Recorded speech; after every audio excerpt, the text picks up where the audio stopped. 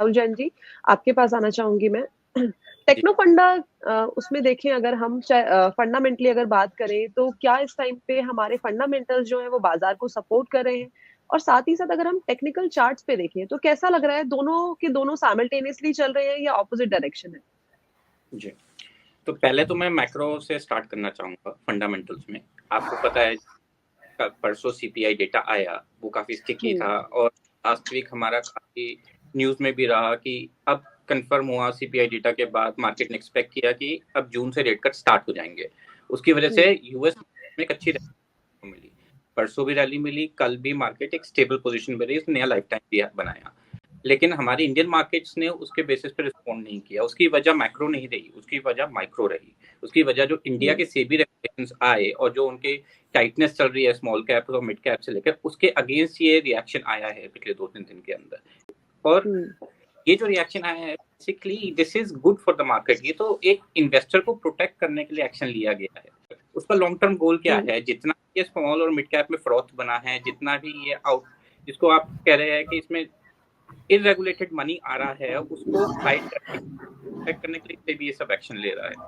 तो ये short term हम्म। Reaction है। नंबर 2, मैं जानना चाहूंगा लोगों से कि पहले तो आप मुझे ये बताइए, इन्वेस्टर हैं कि आप एक ट्रेडर हैं? अब होता क्या है कि लोग आते तो इस पॉइंट ऑफ व्यू से है कि आई एम एन इन्वेस्टर और मेरा विजन है 3 साल, 5 साल, 10 साल का। लेकिन जब वो मार्केट में पोजीशन खड़ी कर लेते हैं, वो एक ट्रेडर बन जाते हैं कि डिप हो रहा है तो बाय करते रहो, ऊपर जाएगा बेच देंगे, फिर नीचे जाएगा खरीद लेंगे।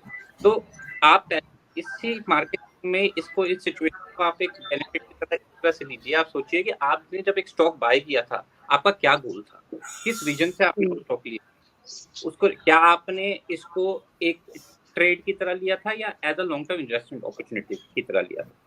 अगर आपने ये ट्रेड की तरह लिया था तो फिर तो आपका स्टॉप लॉस ट्रिगर हो जाना चाहिए, आपको एग्जिट कर जाना चाहिए। आप अपने, आपका सेटअप है, आपकी स्ट्रेटेजी, आपका डिसिप्लिन है, उस हिसाब से you should not be in that stock anymore. और आपने कल को आपको फिर अपॉर्चुनिटी मिलेगी, आप पैसा बनाओगे। लेकिन अगर आप इन्वेस्टर हो तो इस क्रैश से, आप क्या डिप से आपको क्या फर्क पड़ता है? आपने एक फंडामेंटली स्ट्रॉन्ग स्टॉक लिया है।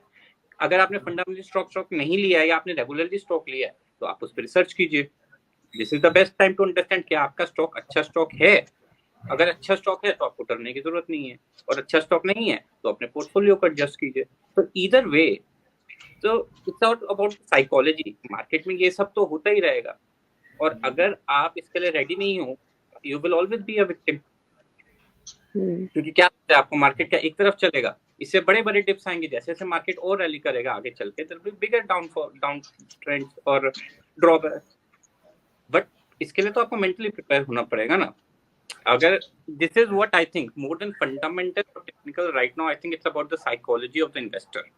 वो किस तरह से अपने माइंडसेट के एडजस्ट करते हैं इस तरह के डिप्स के लिए, वो ज्यादा मैटर करता है। पैनिक और फियर में आके आप डिसीजन ले रहे हो तो you will be the victim of the market. Market में पैसा बनाना आसान नहीं है, और ऐसे सिचुएशन में तो बिल्कुल नहीं है।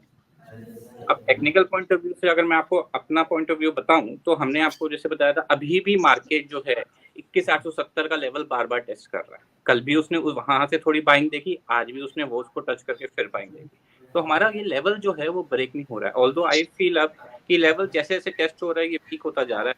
तो टेक्निकल अगर ये ब्रीच करता है, 21,520 का रहेगा लोअर साइड, तो मार्केट ब्रीच करना मुश्किल है, कंसीडरिंग कि ये जितना भी की सिचुएशन है 25 से 26 मार्च तक थोड़ी रिजॉल्व हो जानी चाहिए, और उसके बाद अप्रैल के अंदर से आपको एक अच्छी रिवर्सल दिखना चाहिए। और क्योंकि फिर क्वार्टरली रिजल्ट भी आएंगे, लेकिन वो रिवर्सल का बेनिफिट जो आएगा वो आप याद रखिएगा हाई ग्रोथ स्टॉक्स में ही आने वाला है, जो स्टॉक फंडामेंटली स्ट्रॉन्ग है। अब ये मार्केट पुराना मार्केट नहीं है जिसमें जो मर्जी खरीद लिया, आपको रिटर्न आ रही है, आप खुश हो रहे हो। अगर आपके स्टॉक में एक्चुअल में स्ट्रेंथ है और फंडामेंटल स्ट्रॉन्ग है, तो वो ही आउट परफॉर्म करेगा।